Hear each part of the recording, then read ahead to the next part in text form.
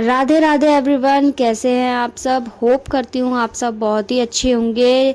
और आज की वीडियो में हम आपके साथ शेयर करने वाले हैं कि कार्तिक मास में तुलसी की सूखी लकड़ियों का दीपदान हम कैसे करें।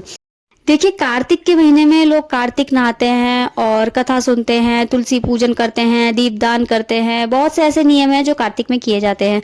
अगर आप कार्तिक के नियम नहीं कर पा रहे हैं तो आपको एक नियम लेना है, वो है तुलसी की सूखी लकड़ी का दीपदान। देखिए, कभी भी हरी जो तुलसी होती है उसकी लकड़ी का दीपक नहीं बनाया जाता, उसकी बाती नहीं बनाई जाती। आपको तुलसी बाती बनानी होती है सूखी लकड़ियों की।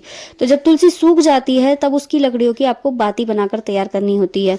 देखिए, वैसे तो दीपदान बहुत किए जाते हैं, मतलब कई तरह के होते हैं दीपदान। तो कार्तिक मास में दीपदान तो हमें ज़रूर करना चाहिए, लेकिन अगर आप तुलसी की सूखी हुई लकड़ियों का दीपदान करते हैं तो उसका कई गुना फल आपको मिलता है। मतलब अगर आप विष्णु भगवान के मंदिर में तुलसी की सूखी लकड़ी का दीपक जलाकर आते हैं, अपने घर में ठाकुर जी के सामने तुलसी की सूखी लकड़ी का दीपक जलाते हैं, या आंवला के वृक्ष के नीचे तुलसी की सूखी लकड़ी का दीपक जलाते हैं, या शालिग्राम भगवान के सामने तुलसी की सूखी लकड़ी का दीपक जलाते हैं, तो उसका आपको अनंत गुना फल मिलता है।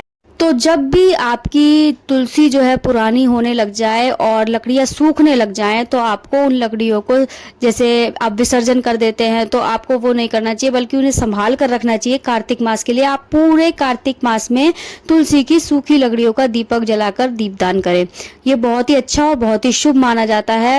और भगवान विष्णु इस दीपक से बहुत ही ज्यादा प्रसन्न होते हैं। अगर आपकी कोई मनोकामना है तो उस मनोकामना को रखकर आप पूरे कार्तिक मास में अगर आप तुलसी की सूखी लकड़ियों का दीपदान करते हैं तो भगवान विष्णु आपसे प्रसन्न होकर उस मनोकामना को आपकी जल्दी ही पूरा कर देंगे। तो आज की वीडियो में मैं आपको ये सब बताऊंगी कि तुलसी की लकड़ी का दीपक हम कैसे बनाएं, कब बनाएं, और कहाँ कहाँ तुलसी की सूखी लकड़ियों का दीपक हमें लगाना चाहिए। तो आज सारी फुल वीडियो में, मतलब पूरी डिटेल दूंगी मैं कि हमें तुलसी की सूखी लकड़ियों का दीपदान कहाँ कहाँ करना चाहिए, कैसे करना चाहिए, कब करना चाहिए, क्यों करना चाहिए। तो आज सारी बातों की जानकारी इस वीडियो में आपको मिलने वाली है। तो आपको सबसे पहले चाहिए तुलसी की सूखी लकड़ियाँ। देखिए, लकड़ियाँ जो होती है उनमें पत्ते भी होते हैं, तो आप उनकी छटाई कर लें पत्तों से, मतलब उनको अलग कर लें। जो सूखे हुए पत्ते होते हैं उनसे उन्हें झाड़ लें और तब लकड़ियों को प्लेन करके जो है एक तरफ रख लें। उसी के साथ साथ हमें देसी घी चाहिए। अगर आप देसी घी नहीं इस्तेमाल करते तो आप तिल का तेल भी इस्तेमाल कर सकते हैं। और जोत चाहिए हमें, चाहे तो आप जिसमें डेली जोत करते हैं उसमें भी तुलसी की लकड़ी का दीपक जला सकते हैं, या फिर मिट्टी का दीपक भी ले सकते हैं आप। अगर आप डेली कर रहे हैं तो एक ही मिट्टी का दीपक भी इस्तेमाल कर सकते हैं। और तुलसी की जो लकड़ियों की जो बाती बनती है वो दो तरीके से बनती है। एक तो कलावे से लपेटकर बनती है, दूसरी रुई से। तो आपको जैसी मर्जी बनानी हो आप वैसा बना सकते हैं। जैसे कि अगर आपको कलावे से लपेटकर बनानी है तो 5 या 7 लकड़ियां ले लें तुलसी की सूखी, और उनको बिल्कुल प्लेन होनी चाहिए। वो उनमें मतलब पत्ते वगैरह नहीं होना चाहिए। साफ़ कर लें अच्छे से और प्लेन प्लेन लकड़ियाँ अलग निकाल लें, पतली पतली। और 5 या 7 की संख्या में लें, उनको आप कलावा लपेट दें अच्छे से, तो वो कलावे की बाती तैयार हो जाती है। अगर आप उन लकड़ियों को रुई के बीच में लपेट देंगे तो वो रुई की बाती तैयार हो जाती है। तो आपको जैसे दिया जलाना हो, जैसे दीपक जलाना हो तुलसी की लकड़ियों का, तो आप वैसे करके जला सकते हैं। यहाँ पर मैं आपको दोनों तरीके की बाती बनाकर दिखाऊंगी तुलसी की लकड़ियों की। एक तो कलावे में लपेटकर और दूसरी रुई में। तो जैसी आपको सही लगे आप वैसी बाती तैयार करें। तो आपको इस तरह से पतली पतली लकड़ियाँ निकालनी हैं सूखी, और लंबी लंबी लें जिससे कि आप 2 बाती बना लें इकट्ठी। तो इनको रुई के बीच में रखना है आपको, और रुई को अच्छे से फैला लें। उसके अंदर इन बातियों को रखकर फिर रुई को अच्छे से बट दें। तो इस तरह से आपकी बाती तैयार हो जाएगी। और ये बाती आप 2 बना लें, मतलब बीच में से तोड़ लें तो 2 बाती हो जाएंगी। तो आप थोड़ी लंबी लंबी करके बनाएंगे तो कई बाती एक साथ तैयार हो जाती हैं। फिर उन बातियों को अच्छे से घी में भिगोने के बाद फिर आप हर दिन, या तो सुबह के समय या शाम के समय या फिर दोनों समय, आप भगवान विष्णु के आगे इस दीपदान को करें।